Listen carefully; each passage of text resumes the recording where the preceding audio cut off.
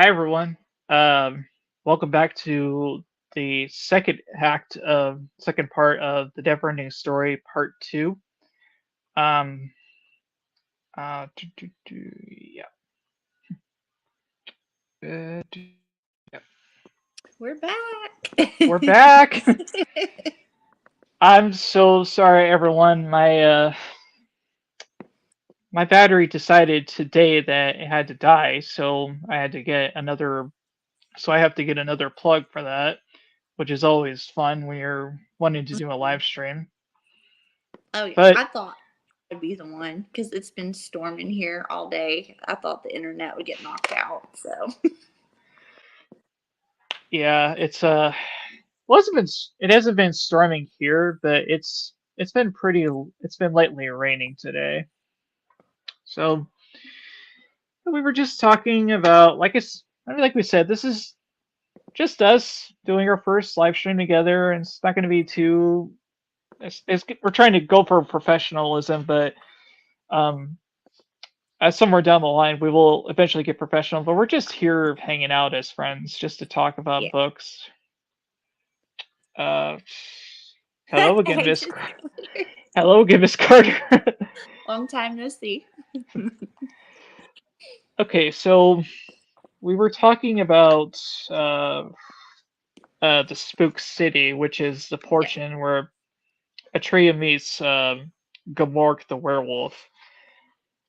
Um, did you have any thoughts on that scene? I mean, we talked about it earlier, but like, did you have any other thoughts on it, I don't think so. or just He kind of not really elaborated more of what the nothing was, but kind of talked that he was working with it,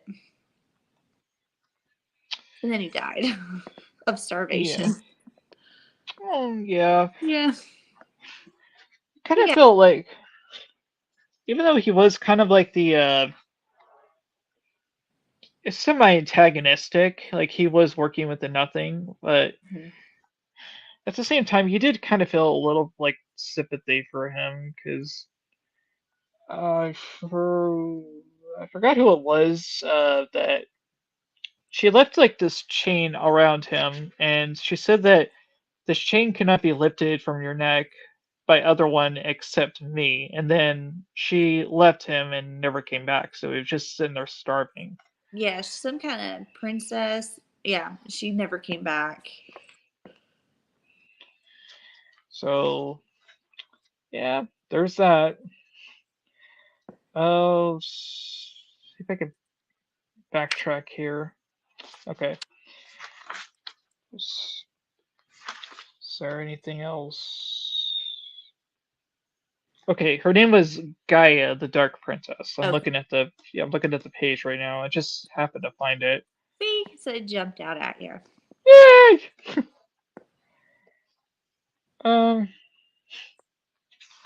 So yeah, Gamork just it tells Atreyu that in order to reach the never-ending, like, the borders of Fantastica, he has to literally jump into the world of the well, not the world, but like the presence that is the nothing in order to break beyond the boundaries of it. But in order to do so, he will not remember anything about who he is in the world of the story. Oh, it's a little more tragic than what I'm trying to like what I'm summarizing it as, because No, this that's book is good. So it's almost like he has some type of dementia, which is terrible. mm, His body is working, but his mind and his memories are gone. So, yeah. Uh,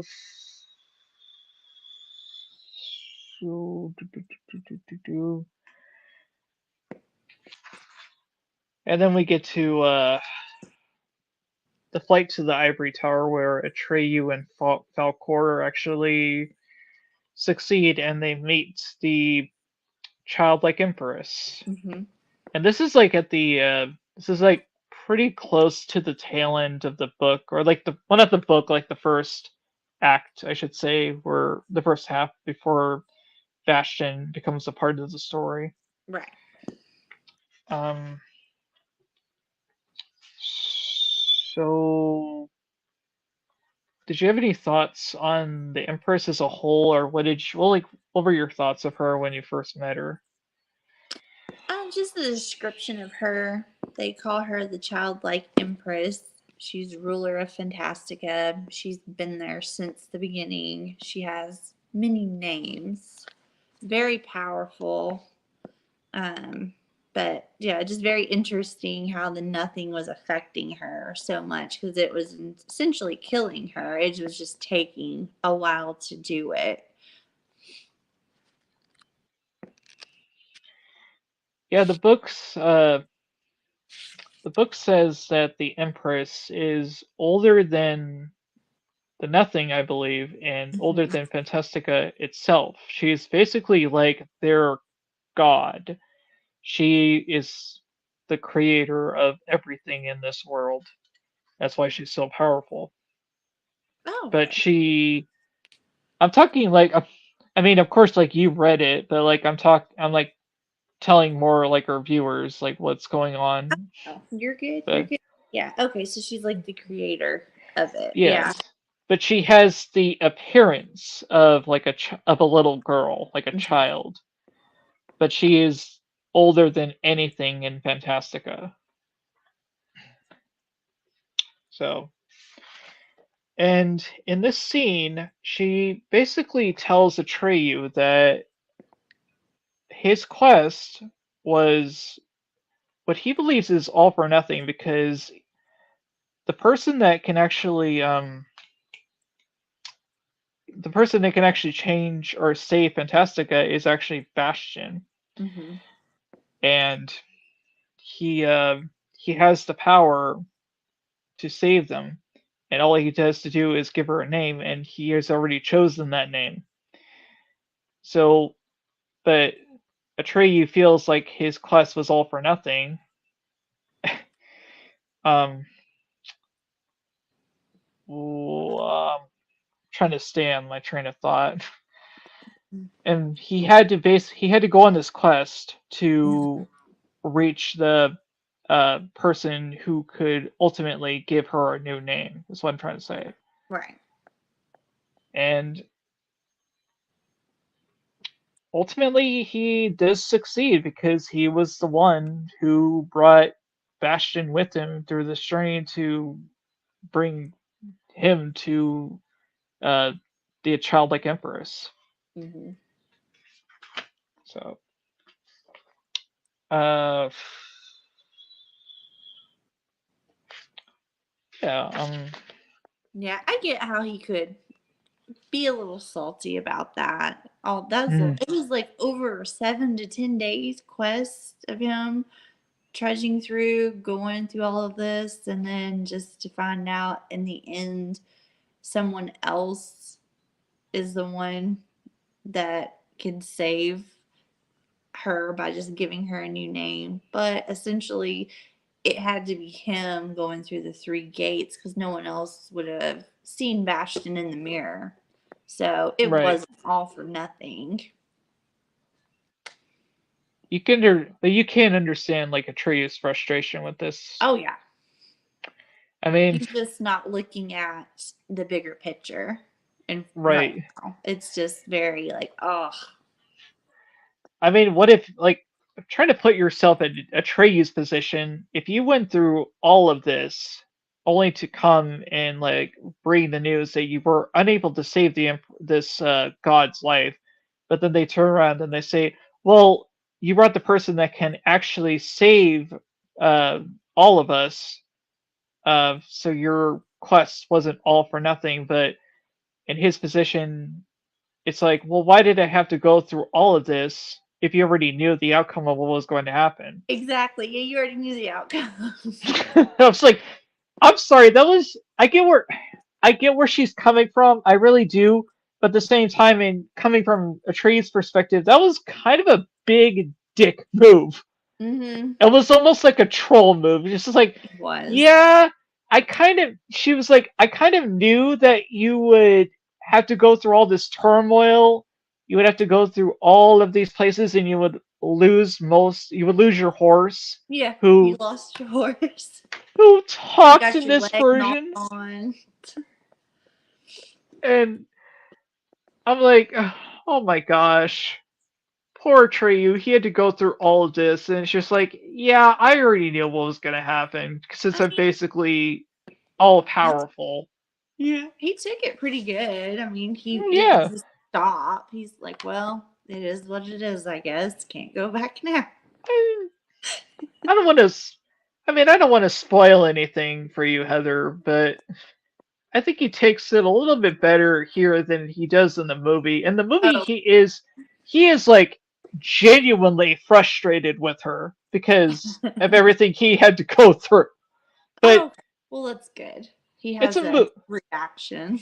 but yeah, it's books and films, like, they're different mediums. So if he just sat there in the movie version and would have just been like, okay, if it's all for the greater good, then I guess it was all worth this entire quest. And it's like, no, no, no, no. Like, he is like pushing out his frustrations on her. Which, to be fair, I guess he is here too, because he was just frustrated with her knowledge that this is all going to happen anyways. So, uh, yeah, we'll get to this point where the childlike empress reveals that Bastion is the one that can save both her and Fantastica. And like you said, this is where the book really starts to get a little more Billy. I'm gonna butcher this word so bad. Philosophical, yeah. Philosophical. I have to Yeah. like enunciate it to get the word out. But thank you. Um, yeah, it's there's a little bit more to it because um the childlike empress actually she goes on the journey herself before meeting Bastion. Hmm. She has to go to this. She has to find this ancient being. So, Look. yeah, Bastion Uh, wouldn't come quick enough. He was mhm. too afraid. Yeah, So, he was like hesitant or second guessing himself, but he wanted to go, but at the same time he was just like, well, what if it isn't me? What if they're talking about someone else? And like, hmm, oh my god, this kid. I think he didn't want to be a disappointment um, to her because he strikes me as Or someone Atreyu. that has a lot of self-esteem issues, Bastion. Mm, Because he even says that later yeah, on about the way he looks is not what a hero looks like or what yeah. she would have picked. He's like we said, he is described as like this heavy set kid with like this mop of brown hair. Hmm. Um, she, in his words, like he said that if she saw him or if Atreyu saw him, they would just like, I guess, scoff and just like ridicule him, just like, this is like this is our savior. This is Right. who's gonna save us. This chubby little nobody. I mean, Hmm. she doesn't say that. She's actually the childlike empress is actually really, really kind to Bastion, even though he makes a complete ass of himself in the second half of the book, and I'm just gonna say he becomes more of a tyrant in the Oh, second half of the book. absolutely. Yeah, I mean, he's a little shit basically, but before she meets him officially, before and Bastion or not the childlike empress has to travel up into this like snowy peak where she meets this old hermit called the Old Man of Wandering Mountain, where he himself is writing out the never-ending story. He shows it to her, and everything that's occurring is how how to describe this? Like, It's in real time, but it's the like another meta moment. So yeah, because it kept it was like on a time loop almost. It started right, out at the beginning about Bastion going to the bookstop store, and then just everything that's happened up until the point when she gets there, and then it starts over again. right. It's kind of like what I that's what was happening in the audio version, the audiobook version I was listening to. Like Mm-hmm. all like the stuff that was happening was like all the audio was like overlapping with each other, which was the Yes. point because it's all in a loop.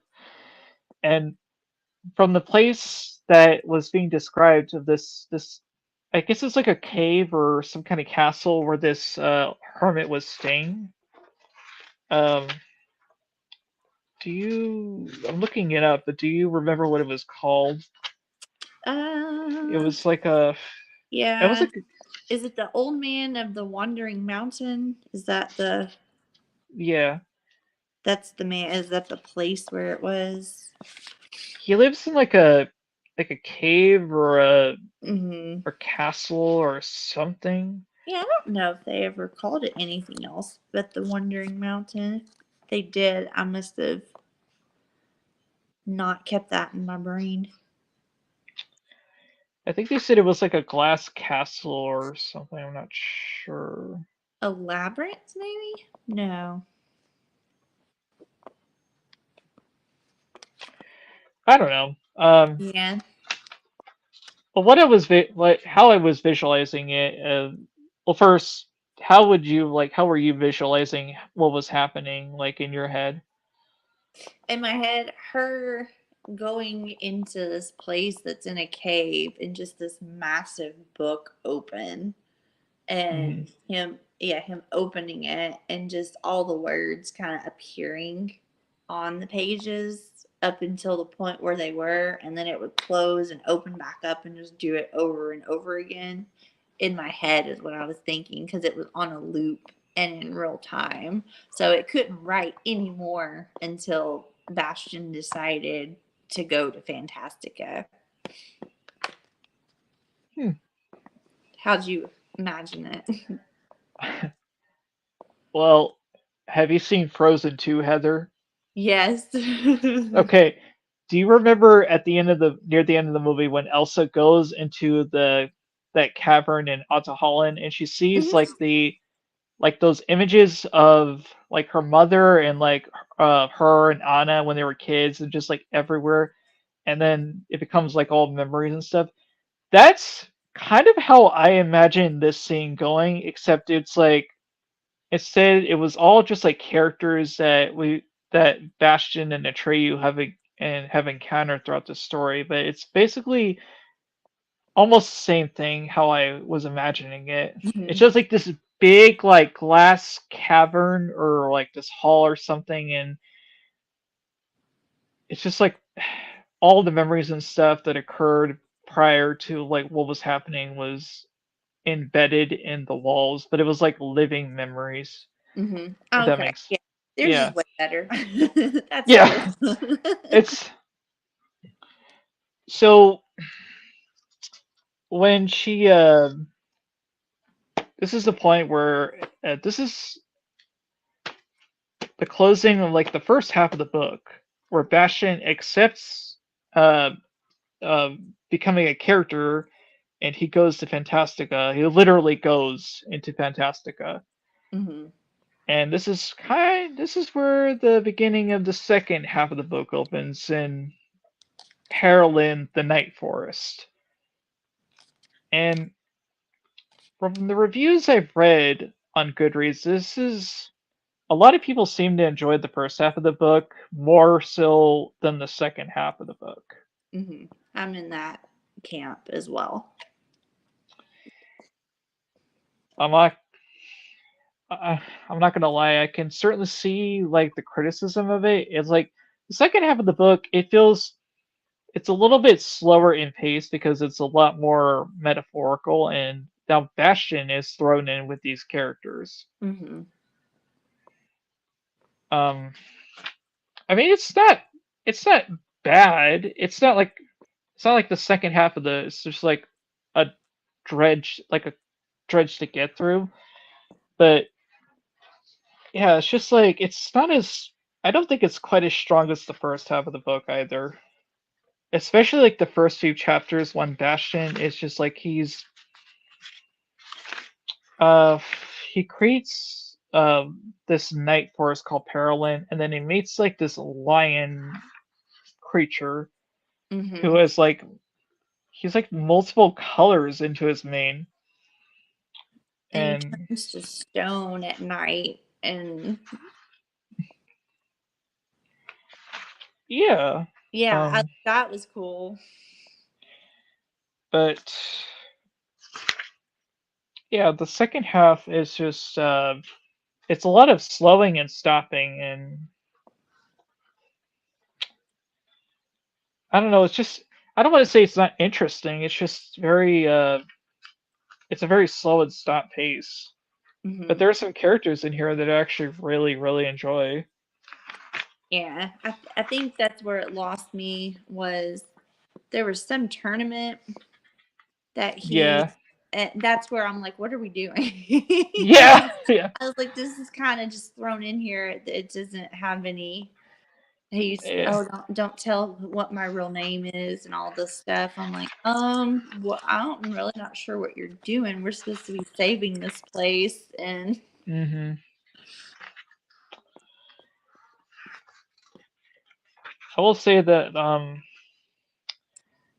again, like the first half of the book, the locations in this book are really imaginative, but here is the point where uh Bastion becomes a little really cocky because he always he continually brings up the fact that um the childlike empress she gave the gem to him, so now he thinks he's all powerful because he's like her I guess her right hand man or something, but he comes to a point where he thinks that he can usurp usurp her stature and become like a emperor of Fantastica, only because Zaida, the sorceress, she pushes him into believing that he can have all the power to himself. mm-hmm, But in doing so, whenever he makes a wish using the gem, he loses a memory. mm-hmm, yeah. So he gets the amulet, he gets Aaron, and it changes his physical appearance first because he didn't Mm, look like he did in the beginning. He's thinner, he's handsome, he's stronger. And the gym says, "Do what you wish." I was like, I knew it was in there somewhere. mm, So yeah, he makes wishes because that's what she was telling him. You need to create Fantastica yourself. So whatever you wish will happen. But I'm like, oh man, I don't know if I've seen too many movies or read too many books. Anytime you wish for something, it never goes the way you want it to. mm-hmm. Something always happens. But yeah, and that is kind of what happens with him making those wishes. He loses memories, which is essentially parts of himself. And he doesn't notice it at first, but his friends do. Right. Well, his friends, our trio. Yeah. Yeah.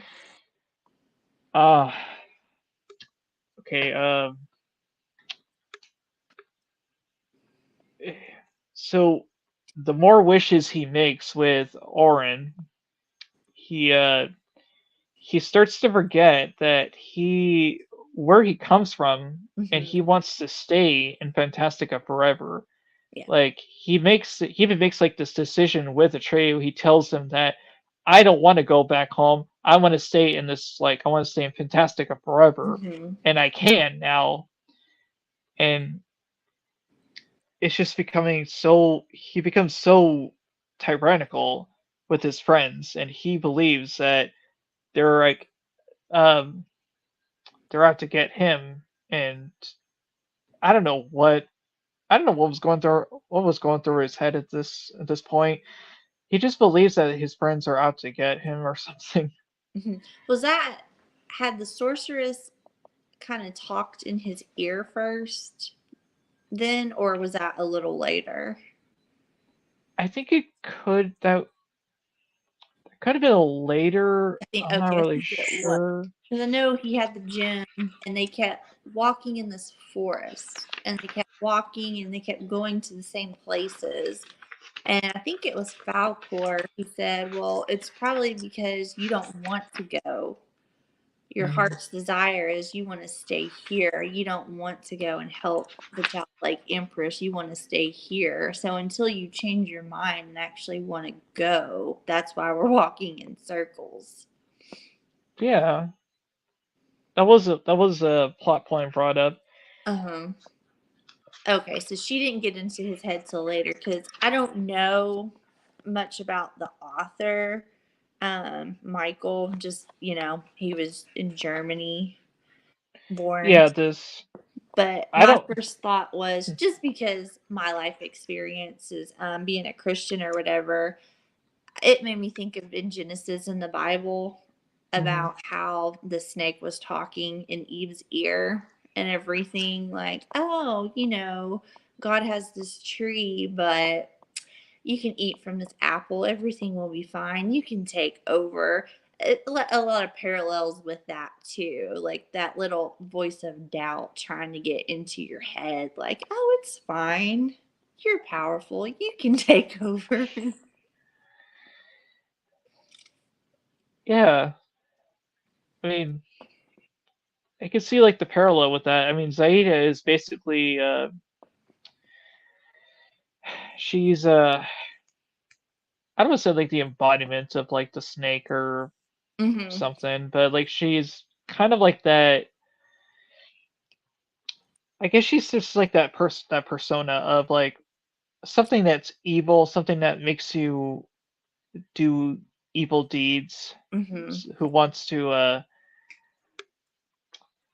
she's she's pulling Bastion away from the person or persons who can talk some sense into him, which is Right. Atreyu and Falcor, because he believes, not to like reiterate again, but she believes that they're just, I mean, they say this at some point and like Hmm. near the end where before he banishes them, that he's become so full of himself that they have to like take the amulet away from him. And Right. then there's like this whole scene near the end where Falcor and Atreyu gather an army to storm the Ivory Tower to take out well, not take out, they're not going to kill Bastion, but No. they're going to take away the amulet basically. Um because they don't want him to like lose sight of himself and become like an impending, like an antistical, is that even a word, antagonistic force upon Fantastica. Yeah, I think Zaid, the sorceress, she I think realized that with the amulet, Bastion was too powerful. So she couldn't destroy him or rule herself. But what she could do is, being the master manipulator that she is drive a wedge in between Atreyu and Falkor. And once they're united together, but once you break that bond, they're not as strong. And then Bastion's like, well, I'm just going to take over. I'll rule Fantastica, which they were saying is not the point. If you stay here, you can't take with you the memories from here and have other people come back. It's going to die anyway. See, you're explaining it a lot better than I am. I'm Well, just it's like, kind of, oh, well, now I've had to reread it like a couple of times, those chapters, because in the end, they get into war and the tower crumbles mm, because of his selfishness, which I don't know if it's entirely his fault. That amulet is so dang powerful. I do think it's funny that Bastion is unable to scale up to the blossom where the lotus where the um the the childlike empress sits. That giant blossom at the very very peak of the tower. He's unable to scale the top of the tower because the like the slope is so slippery. They try to like make steps out of it, and Yeah. every time they like try to chisel or hammer it, their freaking their tools break because it's so magical Hmm. and no one can penetrate it. And Bastion is getting frustrated, and he makes this decree where in you see like 77 days, right? He's gonna I think, make yeah, yeah.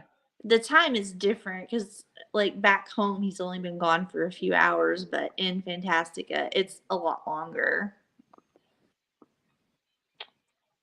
Was it a few hours? I thought didn't they say it was like a week or something?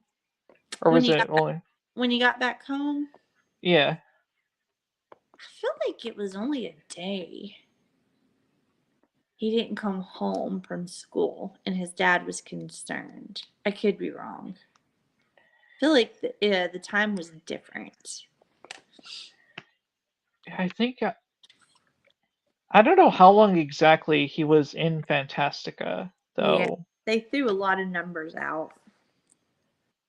It could have been like a I don't know, it could have been like a few months or maybe a month or a few weeks at the latest or but to touch on something real quick, there was a character named Hero Heinrich. I think he was the one that Bastion had to battle in that what is that term? It's like a public event. You know what I'm Yeah, talking about? it was a It tournament was or like a duel or yeah, something. duel or something. That's where I was kind of foggy. Was those couple of chapters? Yeah, but I really found his story interesting because uh, Bastion had to create this he had to create this creature of what's I'm gonna was it Heinrich or Kirkabod? It was one of the two. Hmm. It was one of the knights. I remember this. Yeah, because there was like three of them. They all had H names. And I remember he created this like library, which the library itself in the city, the city in Amarganth, I believe. He that scene reminded me of the scene in Fellowship of the Ring where they had to figure out the riddle of the door to get into the mines. Hmm. The speak friend and enter scene. Do you remember that? Ah, no. It's okay. Well, it just basically in this book it was just like it was like this circular door, and I think Bastion had to he had to give it like a name or something or like a key to open it up because no one else in the city could ever open it, and it contained all like the stories Oh yeah, ever told. Yeah, right. it was like every story ever told. um and nobody could enter it because it was always locked. So Bastion opened it up for the city so the this town or could just go in there and just read to their heart's content and just like these old stories. Mhm. But there was another part of the chapter where he created this like dragon for I think Heinrich to save. Yeah, it was Heinrich. Yeah. And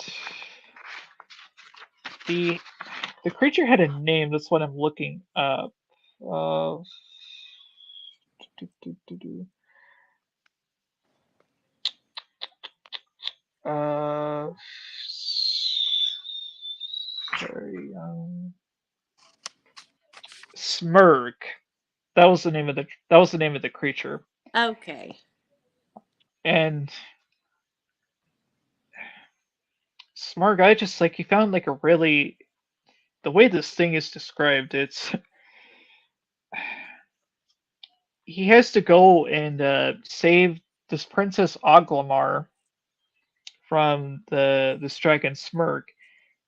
And the way this thing is described is like complete nightmare fuel. It has like it's described as having the hands of a child. It Mm-hmm. has the legs of a like a grasshopper or cricket. Um, there's actually a picture of it to save time. I'm gonna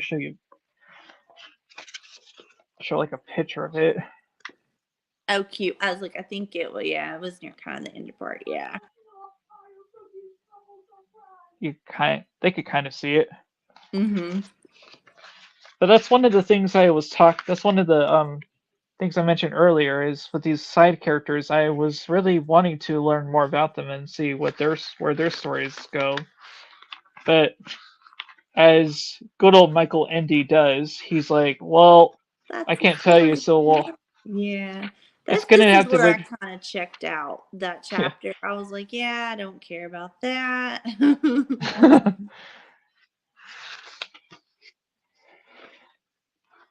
Yeah, and after that, we get a little bit more of like um, Bastion's like encountering weird creatures called the Icarus, and some more travelings with. Um, I did like the mule though that Bastion rides. I thought she was really sweet. Yeah. Uh, do, do, do. She was very and insightful. yeah, she got a really nice ending. And so we get more like we get the introduction of Zaida and like the Star Cloisters in the following chapters, which are kind of like what I would describe as like these owl-like people. Hmm. It's like one has the head of a. It's like these old stargazers or like fortune tellers or such, where they can see like in the future. And one has like the head of an owl, one has the head of a fox, and etc. It's like we're just uh, brushing past all these scenes because it's just more or less like Bastion encountering weird creatures. And then we get to like the Battle of Ivory Tower, which is something we touched on earlier. Right. But this one chapter of the story I found particularly interesting was the City of the Old Emperors. Yes. I think that's kind of where I checked back in. Yeah. Um so to summarize what this chapter is about is Bastion encounters a city that has like these it's like an old these old buildings which are very kind of the way they're designed is very disjointed, and it's described as like windows that lead to stairs and stairs that lead up into the air but they don't go anywhere. And he I guess he meets this monkey character, Hmm. um and he tells him that these people who are living there are just they're wanderers basically. They wander around the city and they can't leave. And the reason they can't leave, I guess, is because they lost themselves. They can't get Hmm. out. And I was just like, okay, well, this is starting to get like really interesting again. Yeah, it says Bastion saw the inhabitants, men, women, and children. They were built like ordinary human beings, but dressed as if they've lost all power to distinguish clothing and objects. So they're wearing like lampshades, sand pails, soup bowls. Their bodies are swaddled in towels. Like they're just kind Hmm. of nothing's there. No personality, no nothing. Right, right. They're even playing like this game with I think it's Dice, where uh, the character Argax, which is the monkey character, he Hmm. tells Bastion that I'm going to read the quote right here. It says, "The turning to Bastion, he whispered in his ear, they can't talk anymore. They lost the power of speech. So I thought of this game for them. As you can see, it keeps them busy. It's very simple. If you stop to think about it, you'll have to admit that all the stories in the world consist essentially of 26 letters. The letters are always the same, only the arrangement varies. From letters words excuse me, from letters words are formed, from words sentences, from sentences chapters, and from chapters stories. And let's take a look what you see here. And Bastion reads like, and then it just goes into like a series of random letters, Hmm. and they're playing this game, and basically they're playing this game where they're trying to like, I guess, create words, and they're just like stuck in like this forever loop, playing this game. So, and the monkey's like, he's so happy about like the position. Yeah, that was my brother. You didn't hear that. Um, yeah, it's just I don't want to say. What did you think of like the character of Argax? Did you think he was like something of an antagonistic or what? I don't know. He just kind of was there doing a job and kind of had some joy out of it. Like he's like, well, they can't do much, but I made this game for them. I don't know if it was just because he was trying to give them something to do or if he was actually just being cruel and making fun of them. I think it was. I I I'm think he was honestly. undecided. See, I'm really on the side that he was just there to like he was being cruel to them. Mm, He was like overseeing them, but he was just doing like he was mocking them and he yeah, was mocking their pain. He was taking like joy in it. I can see that. I was like, we don't get too much on him. But he's one of the more interesting characters you learn about in this book. Like you Hmm. see a lot of like characters with like interesting backstories. I'm like, well, I want to learn more about this character, but then we gotta move on to the next scene with Bastion. Right. So it's like little, I guess like little pieces of these characters are better than nothing at all. But then after that, we get to, oh my gosh, probably one of the most heart wrenching and heartwarming chapters in the book, which is when he meets Dame Iola. Hmm. Oh my gosh, I feel so bad for this woman. She bas She was the tree. she was a Okay. tree. Yeah. Yeah. So Bastion finds his house in the woods that it kind of looks like a turnip. Yeah. It's sculpt the outside of it looks like a turnip, but inside it's the inhabitant Daviola is like this she's one of the most sweetest ladies you'll ever encounter. She is like this warm, like grandmotherly like affection to her. And Bastion, like it's kind of like the inside of this house is what I would call it's like the TARDIS or the Blue's Clues house where it's bigger on the inside than it is on the outside, Hmm. which I guess it's fitting with the this with the context of a book where the inside of a book is bigger on the inside than it is on the outside. There's a Right. whole world within a book. And she's not like a villain. She's a very caring, she has no like um she has no like alternative she has no like ulterior motives for Bastion. Like she's not like gonna cook him and eat him or something like that. She No. just wants something. She wants someone to look after her, and she knows that eventually every person that visits her has to leave and continue on their journey. But she's just so sweet, and I just feel really bad for her. Um,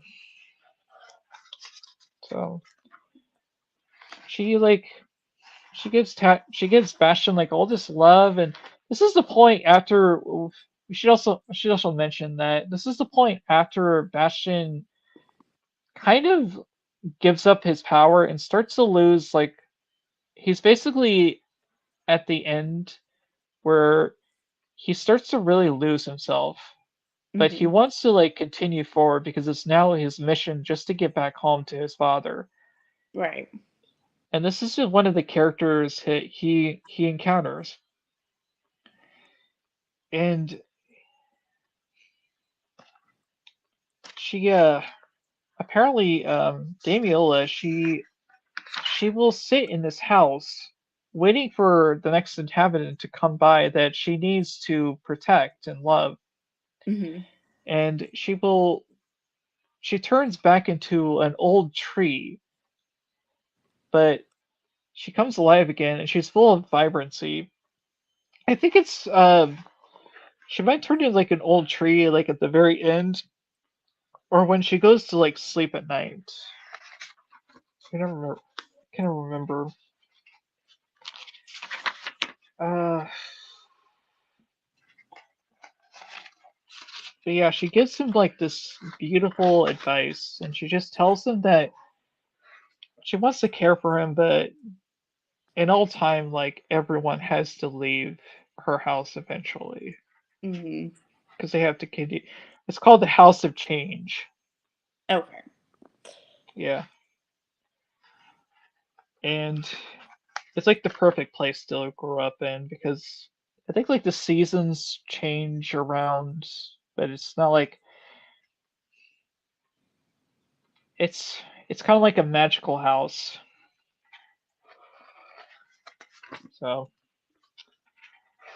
yeah, um,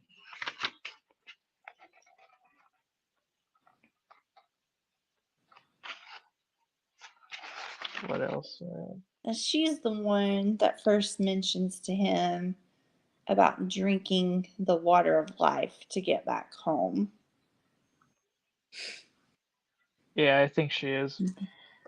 Uh, Thank you, Miss Carter. Have a good night. Thanks Thank for you. It's all watching. right. It's all right, girl. My body battery's getting low too. Well, We'll be wrapping it up here. yeah, well, we're gonna be wrapping this up pretty soon. We have just like a few more like things to talk about, so we'll Yeah. just speed this along. So after Bastion leaves the House of Change, he goes to the Pitcher Mine, which he discusses. I He meets like liked him this. too. You liked Your him too? Yeah, I Yeah, forgot he him. I was was. like, oh yeah, the blind minder. I did like him a lot too. He was a nice character. Um, I don't really think I have that many thoughts on him, but what did you like? Did you have any thoughts on him, Heather? I just think it's interesting.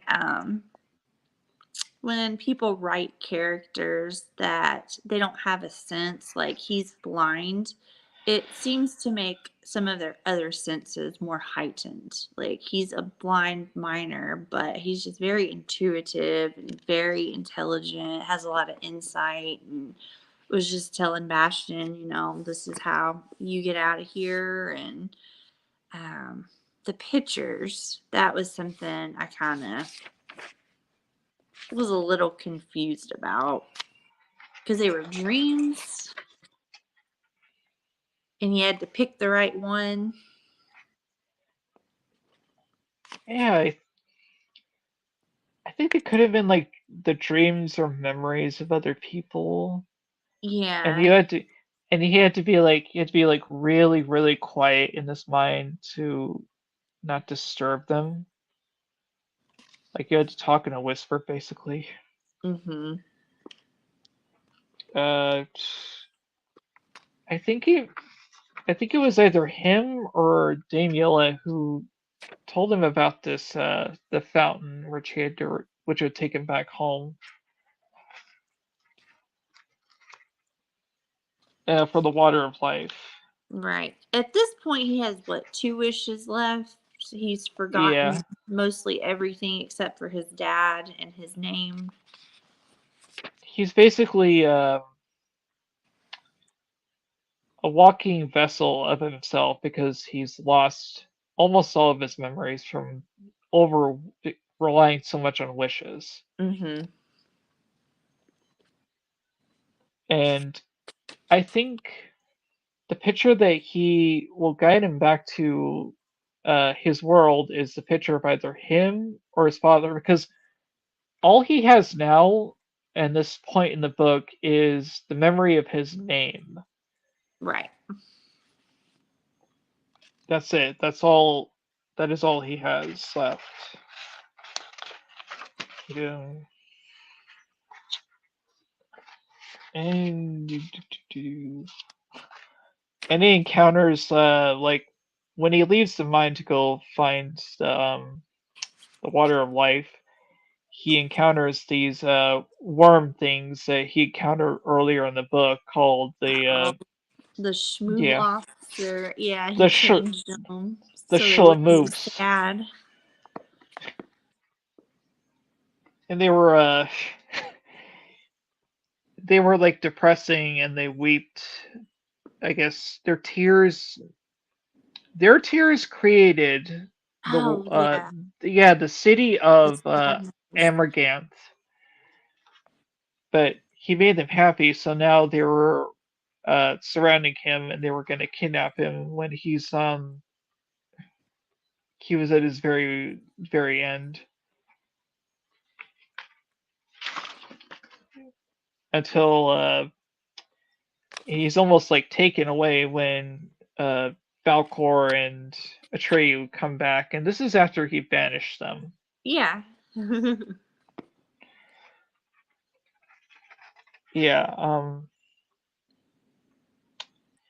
they said that the lake has dried up because of their tears, because they're happy they can't cry now or weep. Um, so the lake of tears has dried up, and they want to be Arcturus again, but he can't make any more wishes on Yeah. them He's used them all because up. he's used them all up.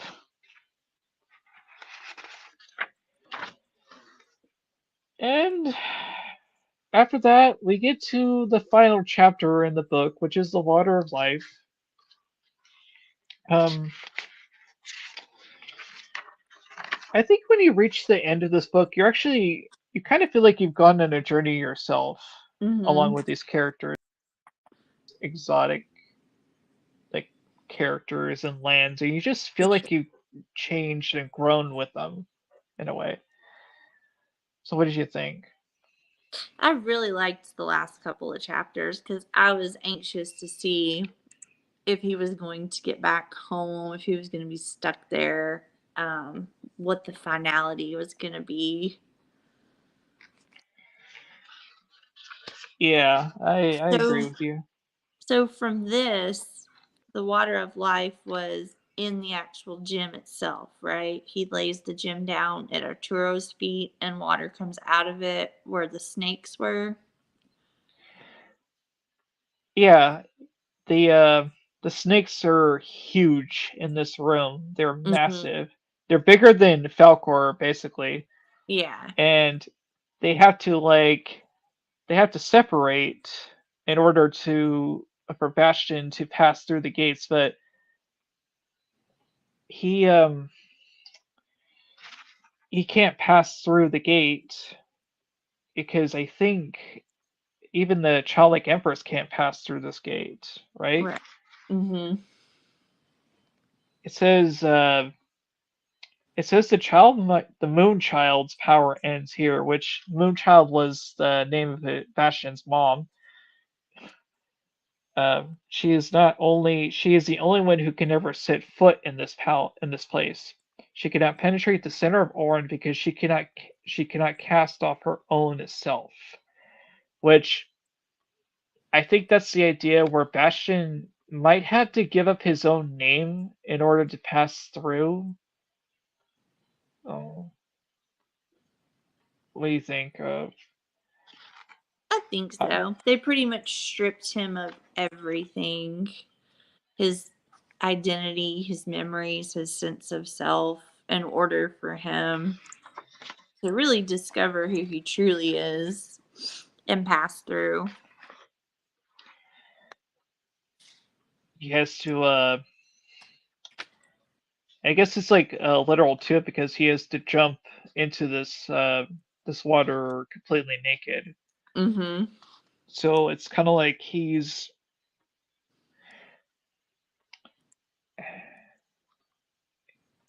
what is that? I forgot. What is that thing in like biblicals where you're like you're reborn, Mm-hmm. but like in a public thing? I forgot what it Oh, was being called. being baptized. Baptized. That's what Yeah. it is. I think it's kind of like that. It's like, did you?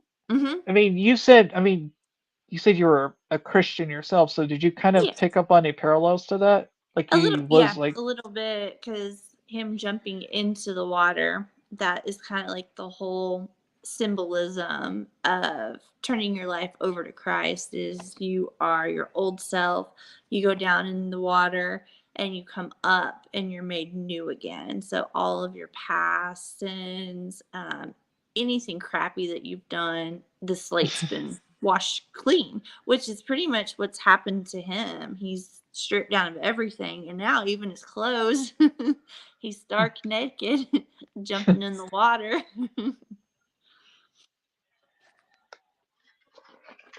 yeah.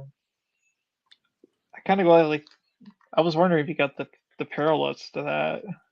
Yeah, so I Um, know it's kind of like one of those things where from your own life, if you're kind of just putting stuff in there that you kind of want it to be just because you have that experience. But yeah, that's kind of the two places that I was thinking of, was the snake, and then yeah, being baptized in this water.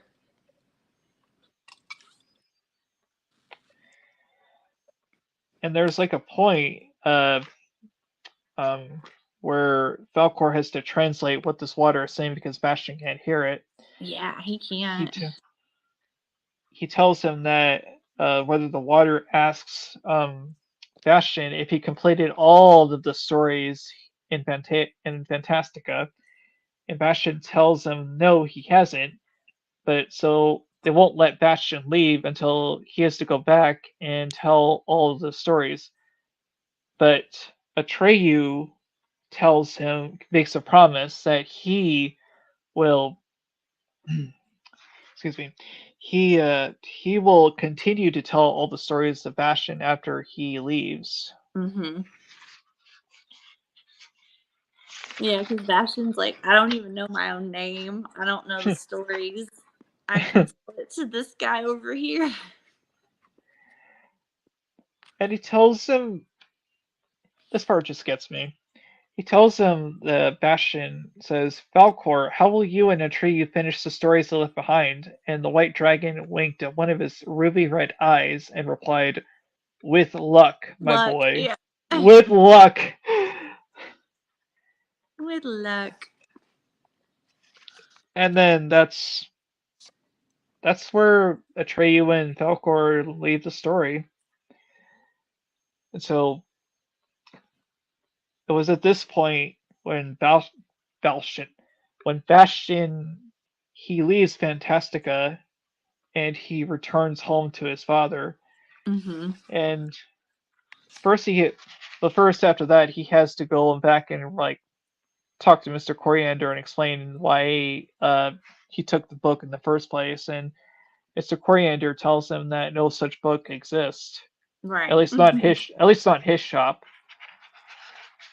And it's so nice that him and Mr. Coriander become best friends at the end, and he asks him to come back and just like talk to him and tell him stories and etc.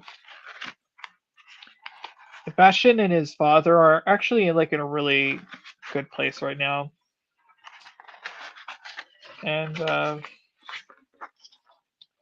let me close out by this quote at the end of the book where it's Mr. Coriander. This is after Bastion leaves to go out with his father because they're going on they're going on a celebration. Yeah, he's skipping school. He's like, we're Yeah, having fun today.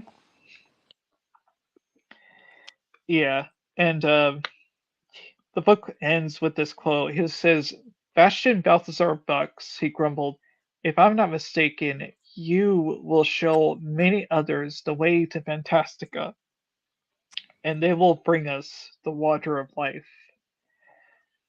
Mr. Coriander was not mistaken, but that's another story and shall be told another time. And that's the end of the book.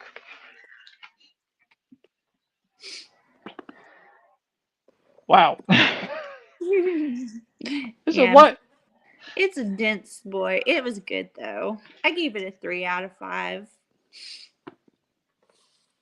It's one that I would go back and reread.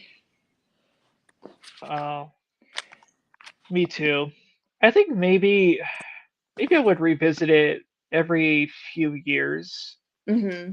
because it's a magical book. It's what I think this book and the Harry Potter series are probably what I can only define as like truly magical raids.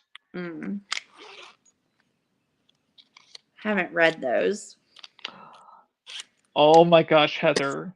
I We just gotta like I just like watched them for the first time a couple years ago. I've seen the all the movies through twice.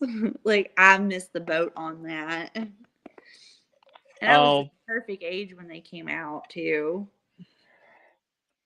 Heather, you're really not alone there because I didn't read the Harry Potter books until high school. Mhm. I was I I saw the movies, most of them at least. I saw the first three, but then I had to go back and watch the rest of them. But I didn't read the books until like my junior slash senior year because it took me a whole year to get through all 7 of them. Which Mhm. they weren't like they're not bad. I'm just like I said, like I'm just a slow reader. So it took me a while to get through them, especially like Yeah. the fifth book, which is my personal favorite. But when we're starting this book club series, we should probably do like maybe every every month or something. We should do like a Harry Potter read. Yeah, we can do that. I was gonna say, Is there? I got a bunch of Stephen King books. I know you were reading some from the beginning that I Mhm. need to get through. It is like my white well. Oh yeah. I have tried to Um, read that book twice. I'm gonna do it this year. yeah. There's quite a few of his books I want to get to. But my friend Poofy the Panda Dragon, he's a Perry. He's one of my old Okay. friends. Yeah, he's one of my old friends from work. So hi Okay. Well, Perry, maybe. thank you for stopping by. We are just wrapping this up. So yeah. Uh, Yeah. Heather creates awesome content. Oh, thank you. Y'all are hyping me up. Aww. Oh Yeah. my So gosh. I would be like deer in the headlights as soon as I turned my phone on to record. I'd be like, I don't know.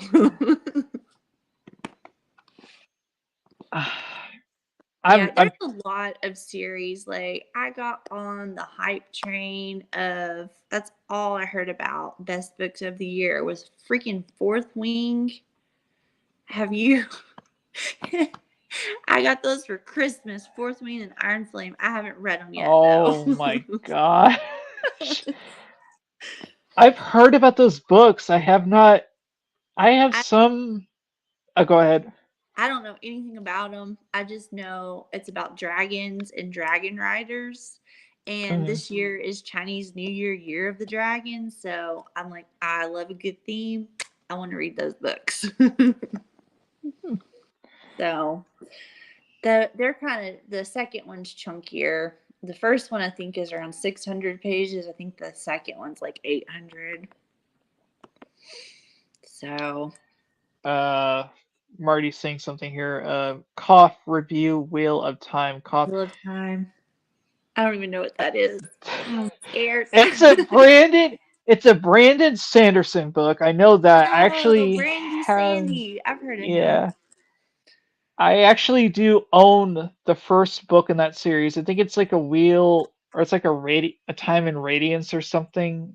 Ooh, it's a It's series. Ooh, Yeah, it's a big one too. It's a big book, man. and you know, I would I would probably read those at some point, but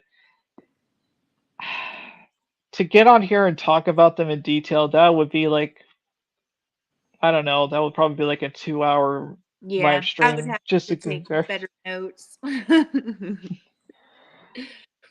I like one-offs a lot. I'm into like a lot of thrillers, a lot of mysteries. I don't read a lot of series, although I did find one on Kindle Unlimited that I'm in love with right now. It's very niche though. It's called the Sweet Tea Witches. It's about Mhm. witches. The main character is red haired. She's from Nashville, and it's awesome. It's very cozy. Heather, if you did 45-second Book book thoughts thoughts, and that's in shorts. short. And you see how I'm talking? Like, I cannot cut down 45 seconds. I get chatty. I'll try. We're both like, we just want to talk about stuff in detail. Yeah, I know. Especially if it's But something that's really good. So yeah. that's what I wanted to do with when I rebooted my YouTube channel. I wanted to stop doing like quote reviews, Mm-hmm. but I wanted to do more discussion videos and do like commentaries on movies that I enjoy or Mm-hmm. love.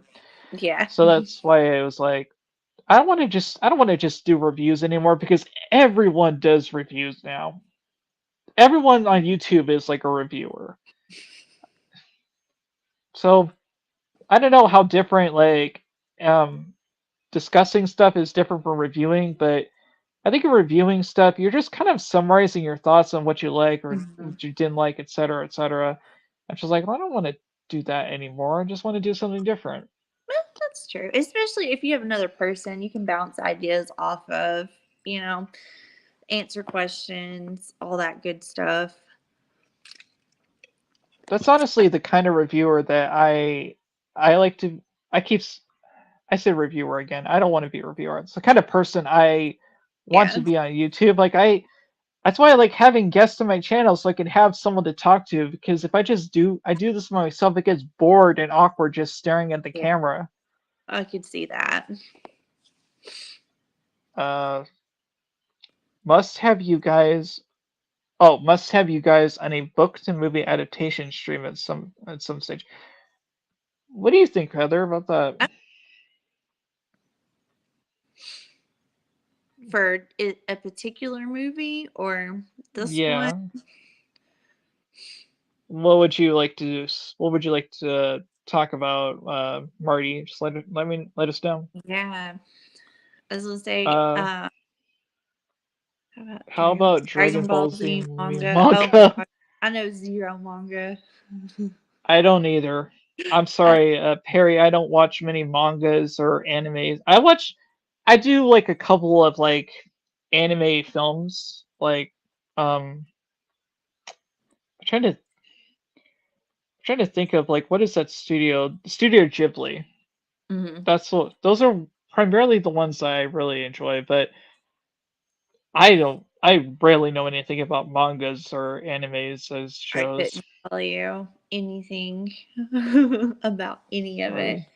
Now, I tell you, the one book to movie or miniseries adaptation that I heard so much shit about, Brandon, was The Shining, and I didn't think mm, it was that bad.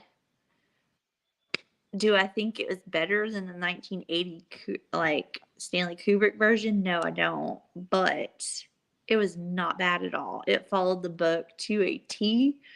I was excited to see hedge animals.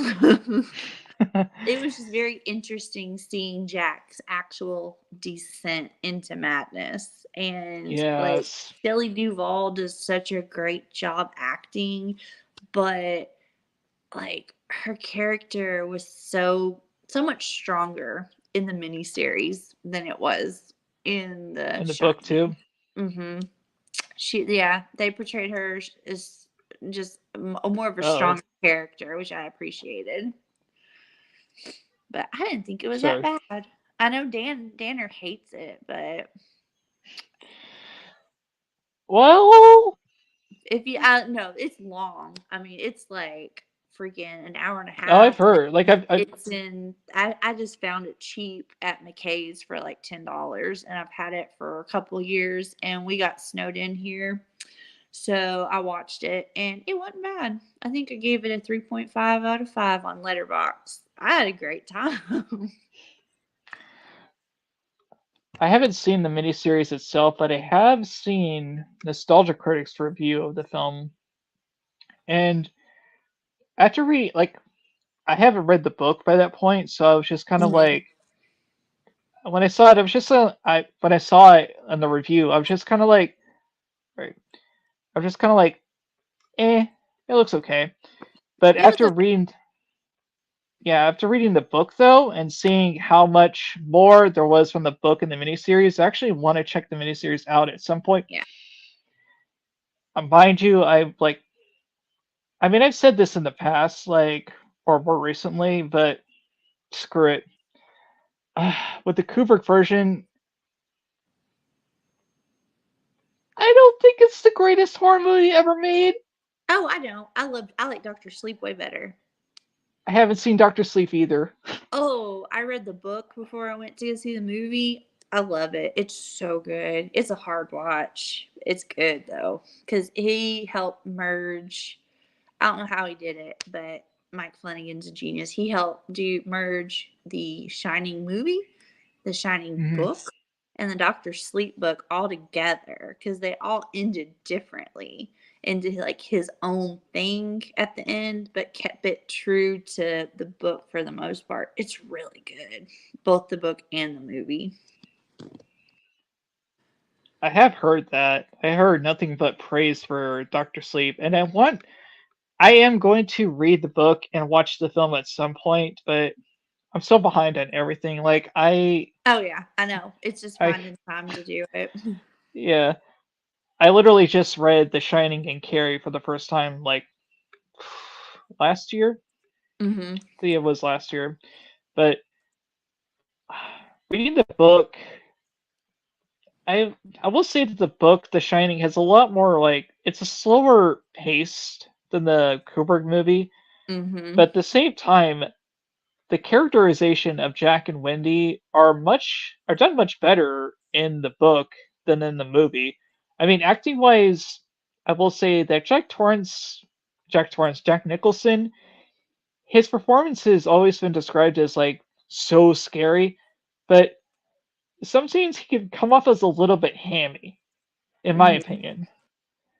Yeah. Um, 97 version, you just have to look past the terrible CGI effects.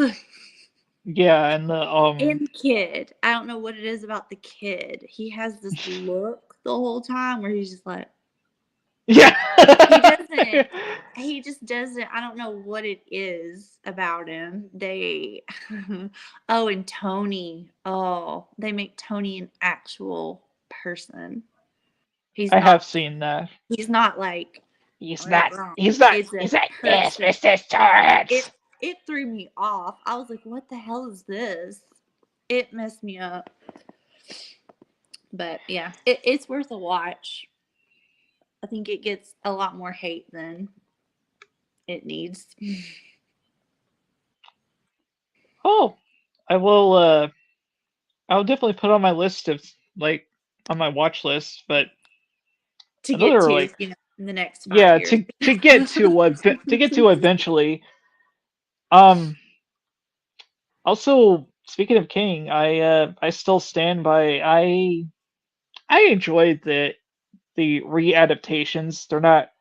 remakes, despite the Mhm. popular conception of it. I do like those movies, but ultimately, I prefer the 1990 miniseries Oh yeah. because I think the story is much better in that version than in the movies. I I love the do, 1990 version. I saw that yeah. way too young. Me It traumatized too! me. Oh, I saw that when I was like 5 or 6. I was Oh my terrified. god. Oh, my babysitter showed it to us. I was Oh my terrified god. of McDonald's for the longest time because Ronald looked like it. But I love Mm, the 2017 and 2019 versions too. I just like all of it. I like that story. That's why I'm like, I have to get through this book sometime in my life. I, It's on my bucket list. I tried, I tried to get into the book. Like, it's not a boring book. I got pretty far into it, but I just love the story of it so much. I don't want it to Mhm. end because I'm just like, I've heard that the ending isn't the greatest, at least compared to like what like predecesses it, Mhm. which it happens a lot with King's books.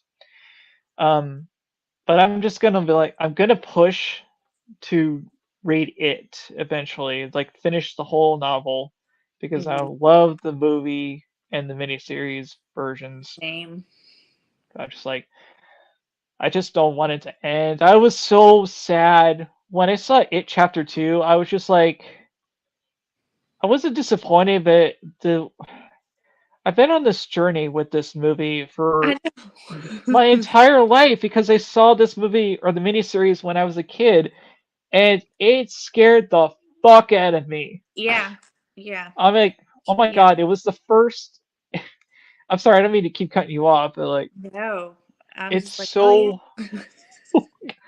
It was the first like, it was the first thing that introduced me to Stephen King's works as a kid. I think Um, me too. everyone has like that. Everyone has like that movie that introduces him to Stephen King, and Hmm. I don't know, like it was always mine. But Jesus, growing Oh yeah. up, like, huh?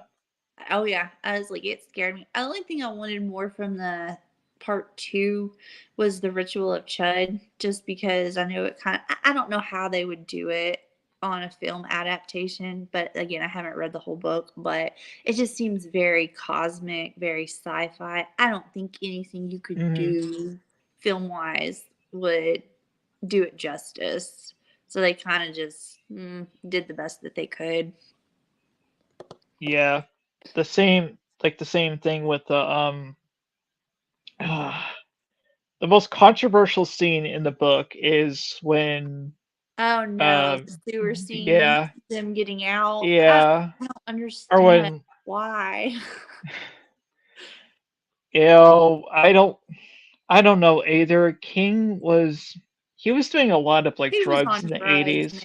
And literally. he doesn't remember writing Cujo at all. He was on so much cocaine. That man. I I mean, guess I who knows? mean, did that scene did the scene really need to happen? No.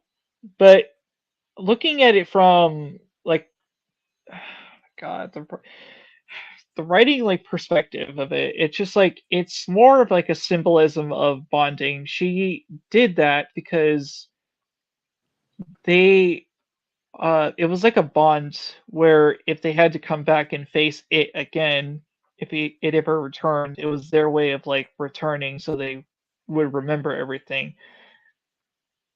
I think there They could have been couldn't a different have way been. they could have done that, They but couldn't just did the blood oath like they did in the movie. How much more do but you need to bond? Like, it was mm. just like an odd thing. It's like I don't it's not think so it's much like very long. I don't think it's like a multiple page thing, and it's towards the Mhm. end. I think I don't know. I haven't read it yet, but I'm like, oh, I've Did you heard see about it.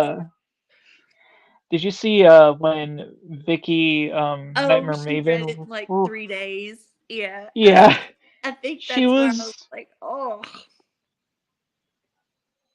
Yeah. She she was like she was just like retching when she read that scene. I was just like cracking up. I was too. Mm. But yeah, it's just you gotta. I don't know. Just people have a. I don't know if people have a problem with it now, or if they did have a problem with it, like reading it back in the '80s. But Mm-hmm. Hmm. Yeah, I don't know. That's just something I'm just like, ew. I don't want to read about. I'm not comfortable with. it's it's not so much the act of it; it's the fact that they're kids. Yeah, that's what They're I'm saying. not. A lot of times, even with certain slashers now, just being older, and I know that some most of the actors are in their 20s, but some of the scenes, if it's teenagers having sex, I'm like, oh, I feel really dirty watching this. Makes me uncomfortable. That's I was like, oh, that's. couldn't they be college kids where they're at least of age? Oh boy. So, Well, do you want I to think announce we're. the book we're doing for March? Oh my. Oh my God. Yes, I forgot we were doing a book club for a minute. I forgot we were just like because we were just sitting here chatting We're about hanging stuff. out. I know. I was like, oh, I gotta get to bed. I gotta take my kid to school. But Yeah, yeah, I'm sorry. Just like us, we're I'm just like sorry. completely going I rambling know. That's on. what I'm So saying. I can't do 45-second reviews. I get too chatty. I know we're doing My Dearest Darkest, and I can't think of who wrote it, but she wrote This Delicious Death, which I really liked that book as well. Kayla Covington, maybe? I honestly, I Yeah. don't know. It's like I literally just rearranged my room a few nights ago. I'd put all my books in my closet because I need like space, or they're Hmm. just like they're in my closet. They're stacked up over in the corner, just so I can have like more room. So I do have the book though. It's somewhere. I have to dig it Good. out. Yeah, I was gonna say, I could pick something else, but good, you have the book because they get pricey, and we're Hmm. trying to lower our TBR, so we'll just figure out Yeah. time to do that. I'll start reading it, take So, some notes. sh- so should we set like a date? Should it be like on the 27th again, or do you want to just like talk about it more and I'll just like announce it on Yeah, like the I'll have next to one? look at Eric's schedule. I was gonna say, as long as he's off and I have somebody here, just in case if the Yeah. kids wake up. Uh-oh. Oh, thank you. I think we're both deliriously tired. So, I think we just both cut out for a second. I know. Uh, Marty says, "Okay, I'm going to saw right now. You two have a good discussion, so I should definitely expand on this beyond book brews. Maybe mm, we could, I don't know, do more like movie collabs or something, or movie watch Hmm. parties. Yeah. Because yeah, I really like Heather's one of my closest friends, and we just like we talk like Yeah. constantly on Messenger about like books and just random stuff. So Hmm. if you guys would be pretty open to it, like of course we would have to talk about her because she has a kid now. As you guys, if you follow her or friend her on Facebook, you see pictures of her adorable little baby. Yes. I have two kids. One's 8 years old, and the other one is 10 months old. So she's fresh. So Yeah, she her has sleep a. schedule is not, she's just now sleeping through the night. So, So maybe we could discuss it or yeah, I talk was like, about I'll, it. I'll Like, know next week. So, uh, Marty's coming back. Cough, Heather, do cough. do content. You kick ass cough. I'll look you up. Do you trash picture Yeah, show? Do the you the have trash. a channel or okay? That's his channel name, and his name is Marty. Okay, I'll look him up. And I will link Heather's channel in the description of this video so you guys can find her channel. She doesn't have any content right now, but if you want to No, like go subscribe to her, in case Heather, you do want to y'all make peer content in pressure the me. future because you're very charismatic and Well, thank you're you. really you're welcome. Uh, cool beans. But yeah, if you guys enjoyed this video, please give it a like. Both Heather and I would really appreciate it. Hmm. Um, and if you guys read the Neverending Story, since we just spent like the last, I guess, 2 hours 2 hours. talking about Yeah. it, the last 2 hours, talking about it, just if you read the book, let us know what you thought of it, and um, yeah. So again, we're fairly new to this, so as Mhm. time goes on, we will get better and be less like, We'll get more oh. structured. That's Yeah, awesome collab. Thank you, Thank Marty. you. We really appreciate it. Okay, guys, we're really gonna have to call it now. But Heather, thank you so much Aw, for thank joining me on you. this live stream. I'm looking forward Thank to doing you. more of these collabs with you. Me too. And everyone else watching the live stream, thank you so much for watching. And please leave a like and a comment. This is Brandon the Beldem signing off with Horror Head Heather, my partner in crime. Do. And I will see you soon with a new video. Good night, everyone. Good night, everyone.